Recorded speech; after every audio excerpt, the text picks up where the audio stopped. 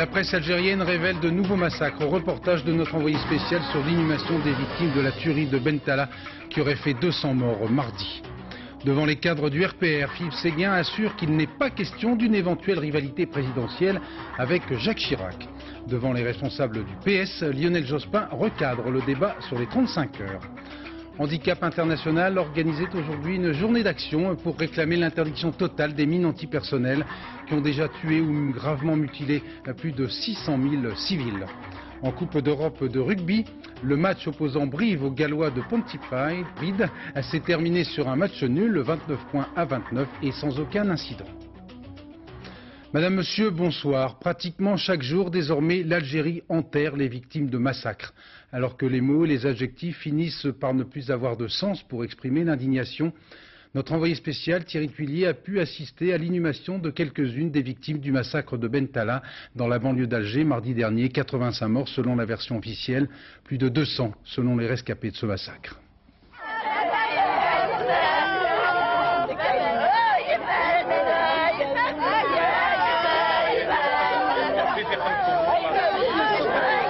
La douleur est si grande, le désespoir si profond. Il fallait qu'ils reviennent sur les tombes de leurs proches, les victimes de Bentala.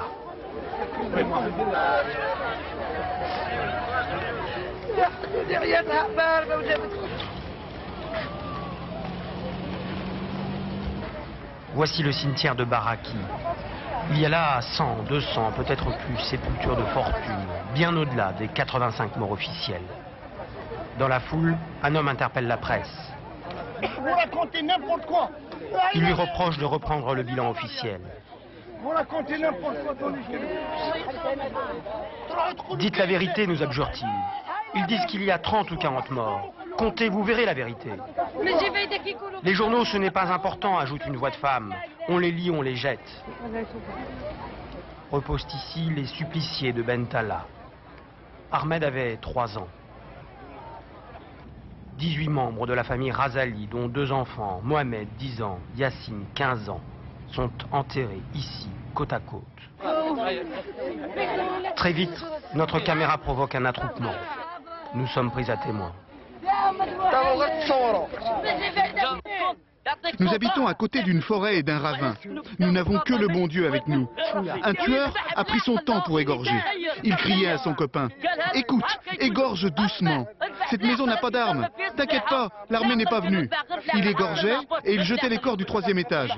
Ensuite, les terroristes ont brûlé les cadavres. Il y en a un, après l'avoir égorgé, ils ont placé une bombe sous son corps. Nous n'avons que des fusils de chasse. Eux, ils ont des kalachnikovs, des bombes, ils ont tout. D'autres se feront plus précis. Ils reprochent aux forces de sécurité de ne pas être intervenues alors que plusieurs villageois disent avoir appelé à l'aide. L'incompréhension se mêle à la colère. Ils ont le sentiment d'avoir été abandonnés. La peur et la panique ont désormais gagné toute une région qui n'a pu que constater l'impuissance des forces de sécurité à empêcher de nouveaux massacres. Et la sinistre litanie continue. La presse algérienne rapporte aujourd'hui de nouvelles tueries qui ont fait 14 morts et une vingtaine de blessés. Lors d'une conférence de presse hier à Moscou, Jacques Chirac s'est montré extrêmement prudent sur les chances de succès d'une intervention de la communauté internationale en Algérie. Le secrétaire national du PS aux relations extérieures s'est lui déclaré favorable à une intervention de l'ONU. Pour Jean-Christophe Cambadélis, la question est désormais posée d'une intervention des Nations Unies, comme on l'a fait dans beaucoup de pays d'Afrique. Les 2 séismes qui ont frappé le centre de l'Italie hier ont fait 11 morts au total, selon le tout dernier bilan. L'un des joyaux du patrimoine artistique mondial, la basilique de Saint-François d'Assise et ses fresques inestimables ont été touchés et des milliers d'habitants ont été évacués ou ont fui leur domicile par crainte de nouvelles secousses. Laurent Boussier. Ils ont passé la nuit blottis autour des Braseros, dans des campements de fortune à quelques centaines de mètres de leur habitation. Geste quotidien, mais effectué dans une ambiance de désolation. Toute la nuit, la peur de nouvelles secousses les a maintenus éveillés. Ce matin, la sécurité civile italienne continuait à monter en toute hâte des tentes pour abriter ces personnes peu rassurées à l'idée de réintégrer des maisons ébranlées par les secousses. La terre a continué à trembler, et même si ma maison n'a pas été trop touchée, moi, comme tant d'autres, ai préféré dormir cette nuit à ciel ouvert, dans le froid même. Et oui, c'est avant tout parce qu'on a peur, car il y a des secousses vraiment sans arrêt. Selon les autorités, le bilan des victimes, 11 morts, ne devrait pas s'alourdir. Les regards se tournent donc maintenant vers le patrimoine culturel de la région, la basilique Saint-François d'Assise, dans laquelle hier 4 personnes ont péri, est totalement fermée. 2 fragments importants de la voûte se sont effondrés. Des experts fouillent les gravats pour essayer de retrouver des restes d'œuvres d'art. Mais le responsable de l'équipe, qui a pénétré en fin de matinée dans la basilique, en est sorti plutôt optimiste. On dit c'est une tragédie énorme, c'est pire que la Deuxième Guerre mondiale, Cimabue est perdu, c'est pas vrai. Tout ça reste évidemment à confirmer et de toute façon des milliards de lires seront nécessaires pour restaurer ces chefs-d'œuvre peints au XIVe siècle. En Indonésie, près de 10 000 pompiers continuent de lutter contre les feux de forêt qui ont déjà ravagé au moins 600 000 hectares de tourbe, une matière qui peut se consumer pendant des années et des années. Seules les pluies de la mousson pourront stopper ce désastre écologique majeur qui perturbe gravement toute la région. Vincent Nguyen. Le Mantuan, immobile dans le brouillard. Le cargo est endommagé mais son équipage est sauf. On aimerait en dire autant du navire qui l'a percuté dans le détroit de Malacca. 29 membres d'équipage sont portés disparus. Il n'y a que 5 survivants. On attribue cet accident à la mauvaise visibilité qui règne dans le détroit, toujours à cause des incendies de forêt qui ravagent l'Indonésie. L'épais brouillard qui recouvre toute cette région est également soupçonné d'être à l'origine du crash de l'Airbus de la Garuda. Hier, 234 personnes avaient péri. De la Malaisie à la Thaïlande, les transports sont fortement perturbés. Faute de visibilité, de nombreux vols sont annulés. Les aéroports ferment. À Kuching, au nord de Bornéo, le maire lui-même distribue gratuitement des masques à la population qui souffre de plus en plus du manque d'air. À Sumatra, 4 personnes ont succombé à des difficultés respiratoires. Les Malaisiens ont envoyé plus d'1 millier de pompiers combattre le feu en Indonésie. L'incendie a détruit plus de 800 000 hectares de forêt et de nouveaux foyers apparaissent ça et là, produisant toujours plus de fumée. Le Front National organise ce week-end sur la pelouse de Reuilly et près de Paris sa fête annuelle bleu-blanc-rouge. Interrogé sur l'ouverture prochaine du procès de Maurice Papon à Bordeaux, Jean-Marie Le Pen a estimé que ce procès était trop politicien pour être honnête. Le président du Front National a rappelé qu'il s'était personnellement prononcé pour l'oubli des crimes et des délits au bout de 30 ans. Reportage Michael Darmon, Patrick Desmully.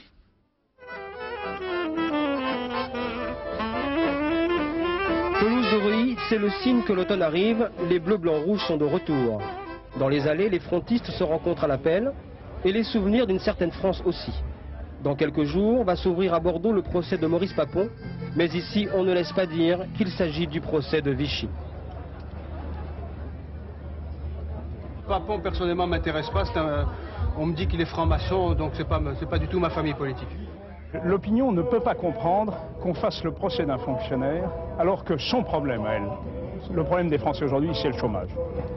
Je commence à être un petit peu fatigué qu'on m'emmerde avec ce qui s'est passé avant ma naissance. Malgré les strictes consignes des organisateurs, dans les stands, les signes discrets d'une nostalgie de la collaboration sont bien là. Ici, une histoire critique de la résistance. Là, une cassette dédiée à un certain Robert Brasillac, l'écrivain fusillé pour collaboration. La fête du FN est bien celle de l'extrême droite française. Pétain s'est arraché son cœur pour la patrie. Pour moi, c'est un grand patriote. We want to see you in another time. Bien meilleur orateur en français, Jean-Marie Le Pen, lui, entre 2 embrassades, estime que le procès Papon est une manœuvre politique.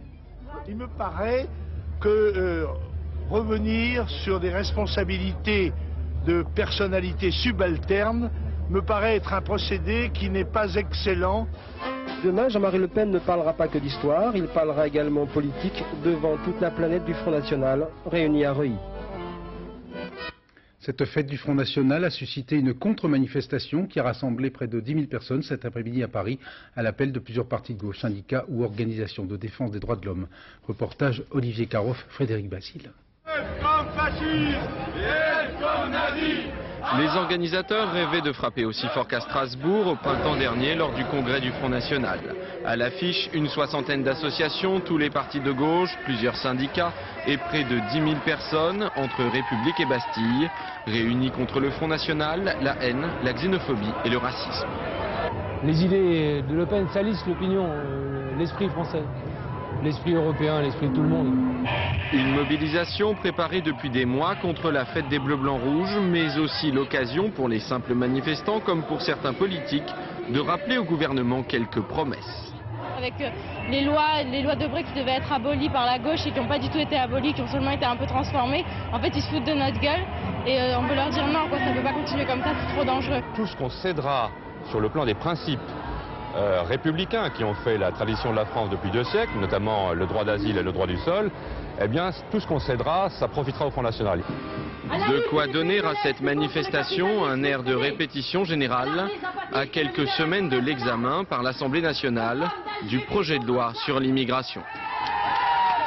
La politique en stéréo avec aujourd'hui la réunion simultanée à Paris du Conseil national du RPR et du Conseil national du PS.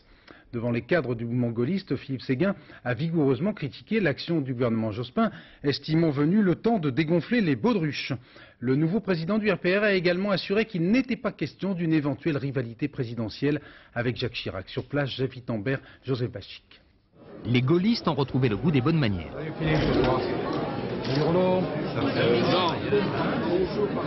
Une politesse que le parti avait un peu négligée ces derniers temps à l'égard de Jacques Chirac.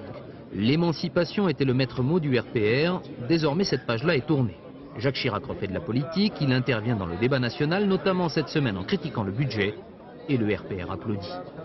C'est pas une statue de cire dans un musée qui se contente d'inaugurer les chrysanthèmes. Le président de la République se doit de dire aux Français ce qui lui paraît bon. Chaque fois qu'il considère que le gouvernement socialiste franchit la ligne jaune, il le dit fortement, et je crois que c'est bien ainsi. Il fallait donc une mise au point et il fallait que ce soit Philippe Séguin lui-même qui la fasse. L'objet, c'est déjà la prochaine élection présidentielle, autant rentrer directement dans le vif du sujet. Aujourd'hui, le patron du RPR annonce haut et fort qu'il s'effacera le cas échéant devant Jacques Chirac.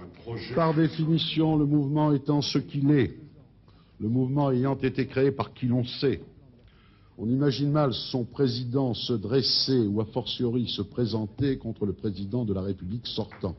Alors il serait grand temps d'arrêter de fantasmer.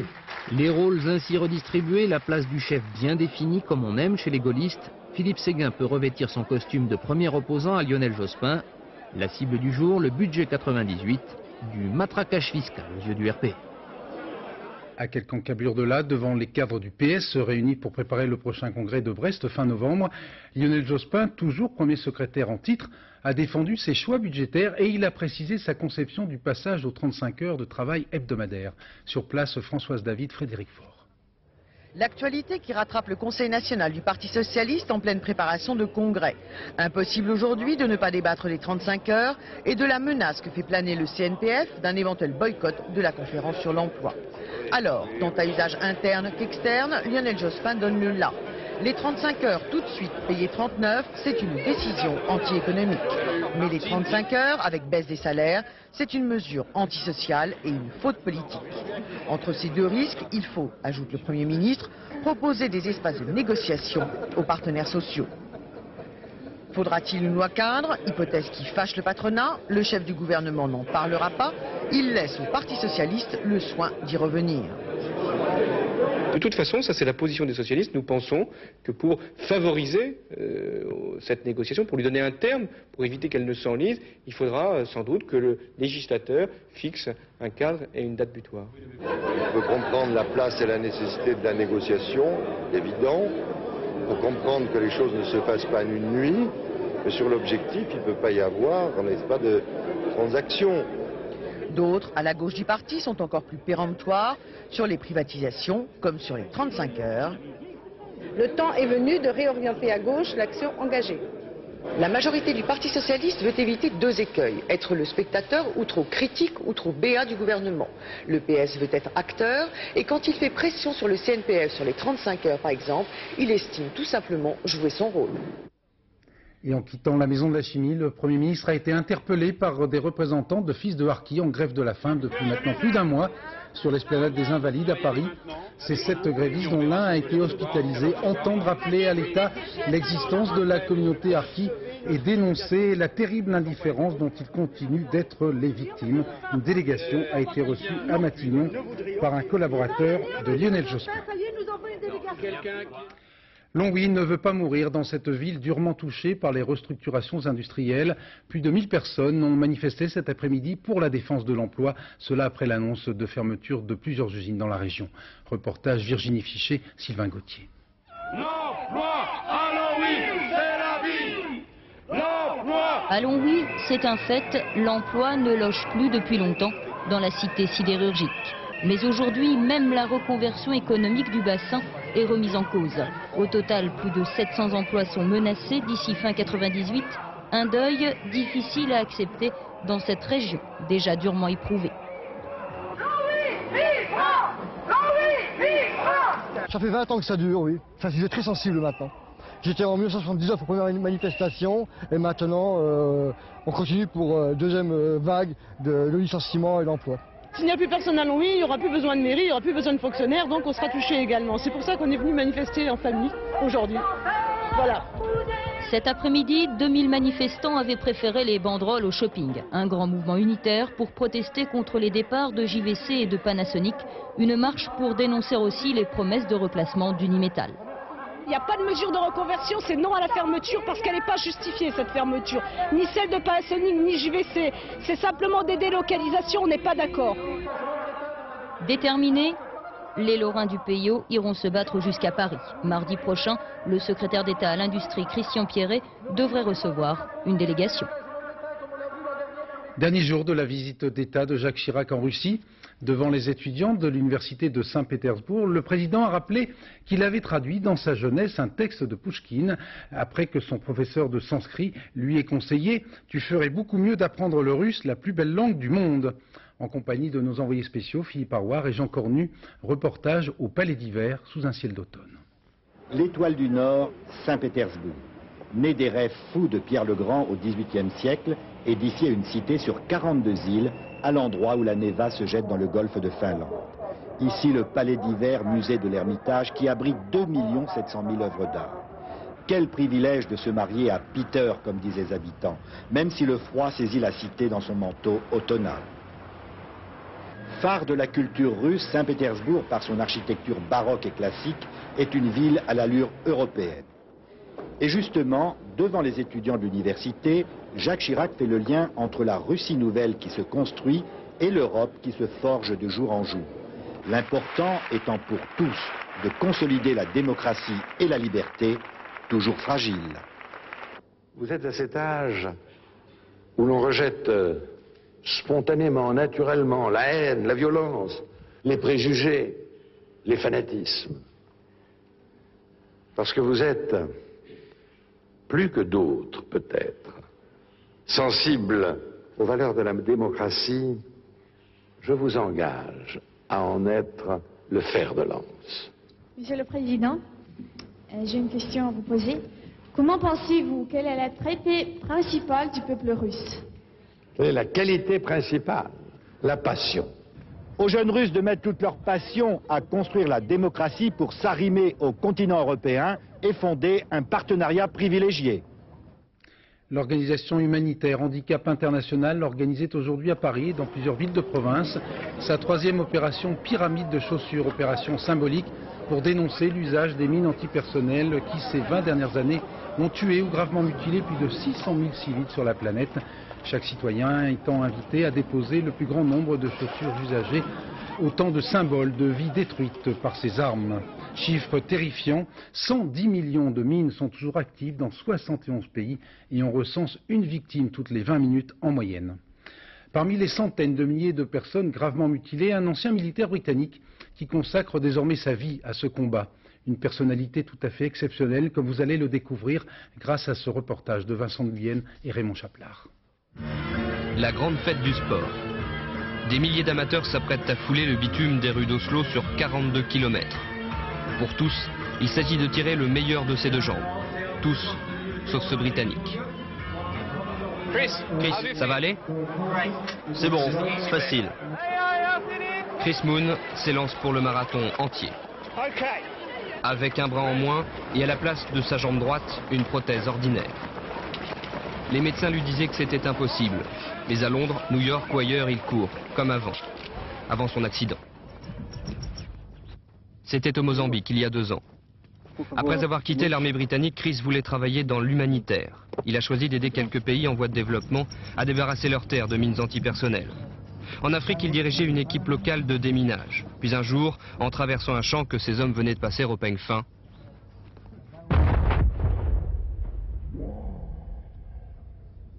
il a cru à un bombardement, puis il a réalisé.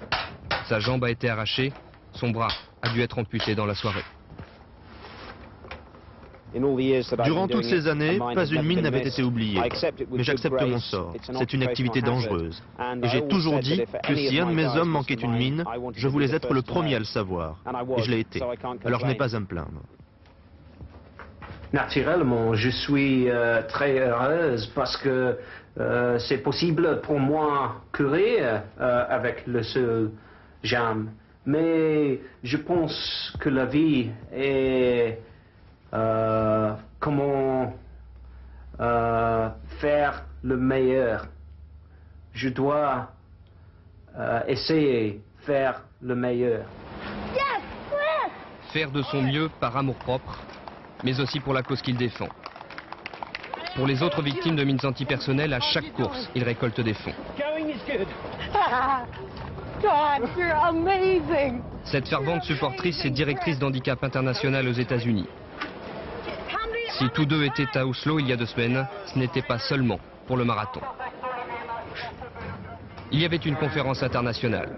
89 pays qui ont décidé de se pencher sur les quelques 110 millions de mines éparpillées dans le monde. Ils négociaient le futur traité d'Ottawa qui vise à interdire la production, le commerce et l'utilisation des mines antipersonnelles. Les organisations non gouvernementales n'avaient qu'un rôle consultatif.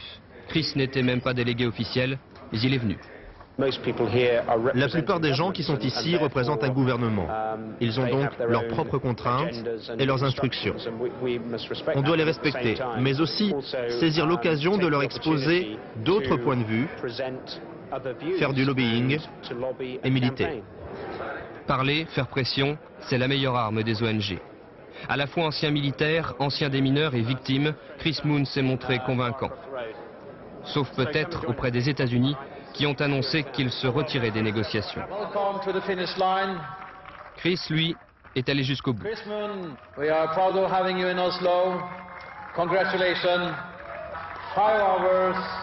5 heures, 8 minutes, 44 secondes, parmi les derniers et dans un stade vide, à Oslo, Chris Moon a battu son record de 12 minutes.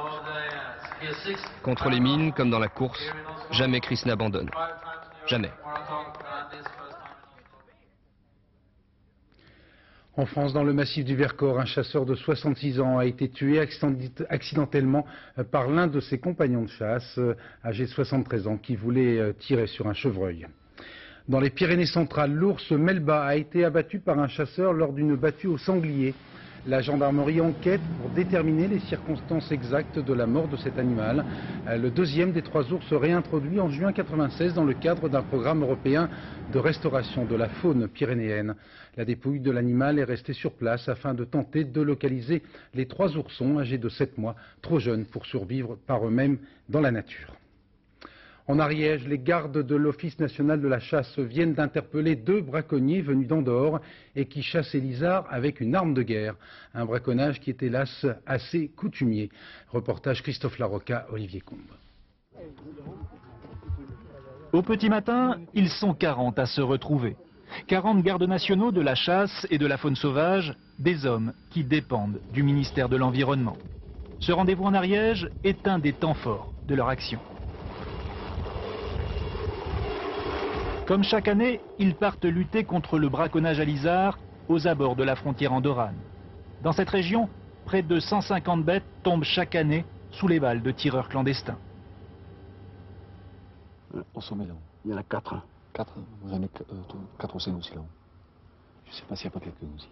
Principale cible des gardes de l'ONC, les Andorrans, Cette crête constitue leur frontière avec la France. Venir y tirer l'isard serait devenu un sport national. Généralement, ils tirent de la frontière, l'animal est mort en France, ils descendent en tennis, en short, en t-shirt, ils prennent l'animal, comme ça ils sont légers, ils remontent très vite et nous on n'a pas le temps de monter. Plus on est prêt, plus ils nous repèrent. C'est pourquoi les gardes nationaux ont dû adapter leur tactique. Héliportées sur place, 5 équipes avancées surveillent 20 km de frontières. Ce sont elles qui sont chargées de donner l'alerte.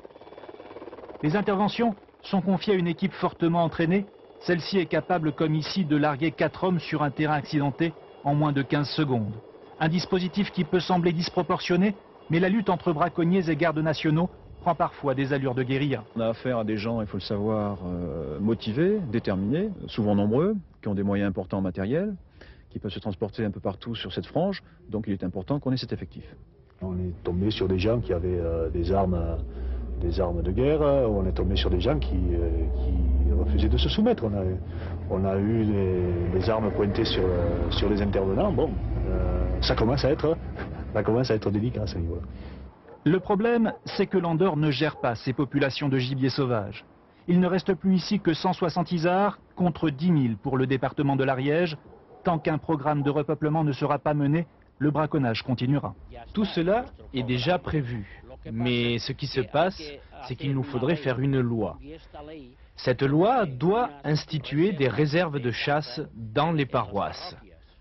C'est à ce moment seulement qu'on pourrait les habiliter pour y mettre des isards. En attendant cette loi, les gardes nationaux ont bien l'intention de faire appliquer la législation française, une législation dissuasive. L'année dernière, un braconnier particulièrement récalcitrant a écopé de 3 mois de prison ferme. En Coupe d'Europe de rugby, le match opposant Brive aux Gallois de Pontypridd s'est terminé sur une égalité au point, POIN-TS et non POIN-GS, 29-29 au terme d'un match sans le moindre incident. Laurent-Frédéric Bollet. Avant le match, avouons-le, on était un peu anxieux. Au pays des mineurs de Pontypridd, on craignait un affrontement majeur. Patrick Sébastien et ses petits gars ont au contraire été plutôt très bien accueillis. Le public est nombreux et sympa. Il faut dire que Pontypridd, qui joue en noir, est plutôt en forme. Un premier essai dès la 8e minute, dans ce stade où pour les pénalités, on se tait.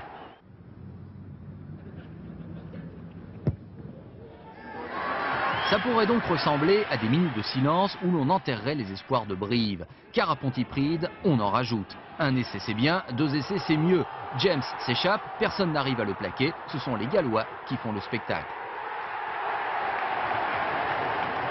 Je sais pas, on a fait trop de fautes, demain les contre et hop, on prend des essais. Voilà, on s'est mis la pression tout seul, alors que si avec un peu plus de sérieux, on gagnait largement. Oui, mais Pontypridd ne s'arrête pas là. Début de deuxième mi-temps, 3e essai signé Lewis. Les Gallois ont à ce moment 8 points d'avance. C'est presque une journée en enfer. Alors, du côté de Brive, on appelle à la rescousse Bruce Willis, pardon, Laurent Travers. Travers qui s'en va droit marquer le seul essai français. Et comme de son côté Christophe Lamaison réussit 8 pénalités, eh bien tout ça se termine sur le score parfait de 29 partout. Je crois qu'on n'a pas roulé le nul, ils n'ont pas roulé non plus, mais je crois que ça aurait pu tourner à notre faveur, c'est dommage. Bref, un match sage, sans bagarre, sans coup de poing, sans incident, et avec un score qui ne fait de mal à personne, tout est bien, qui finit bien. Et au Tour d'Espagne cycliste, le Suisse Alex Zülle a conforté son maillot amarillo en remportant la 21e étape, un contre-la-montre de 43 km. Ils sont partis pour une course lointaine, mais pas forcément joyeux, car l'épreuve est risquée. Il s'agit de la 11e mini-transat en solitaire, à bord de petits voiliers de 6,50 m seulement. Les 51 navigateurs ont quitté le Goulet de Brest aujourd'hui avant de mettre le cap sur les îles Canaries. À l'occasion du centenaire de la création de Cyrano, la célébrissime pièce d'Edmond Rostand, Francis Huster, généralement voué au rôle de jeune premier, a pris le pari de jouer le disgracieux Monsieur de Bergerac, et cela avec la complicité du metteur en scène Jérôme Savary. Reportage Georges Bégou, Bernard Puissessou.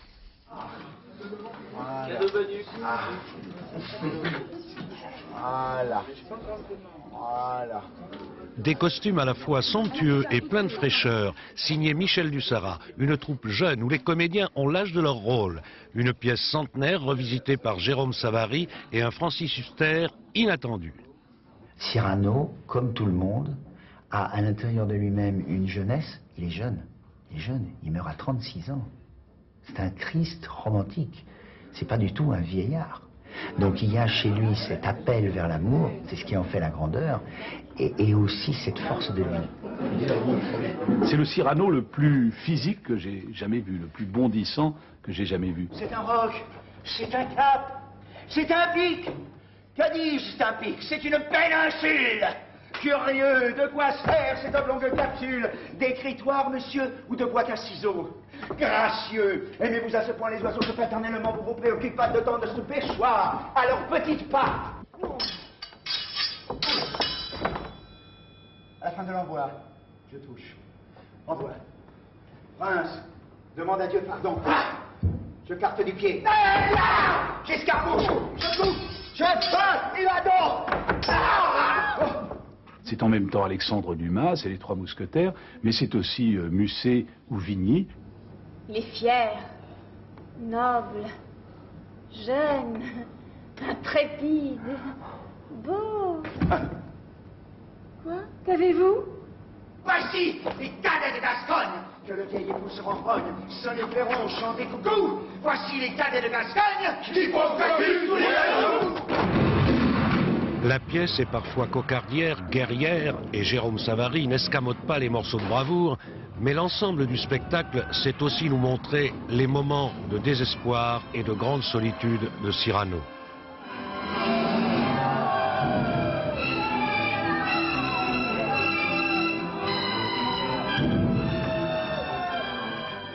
Dernier journal, vers minuit 30, en compagnie de Florence Duprat, invitée demain de Catherine Sellac pour thé ou café. À 7h, Marie-Georges Buffet, ministre de la Jeunesse et des Sports. Dans un instant, la météo, Nathalie Rioué, avec toujours un dimanche extrêmement ensoleillé. Bonne fête aux Vincent, j'aurai le plaisir de vous retrouver demain à 13h et à 20h. Excellente soirée, merci.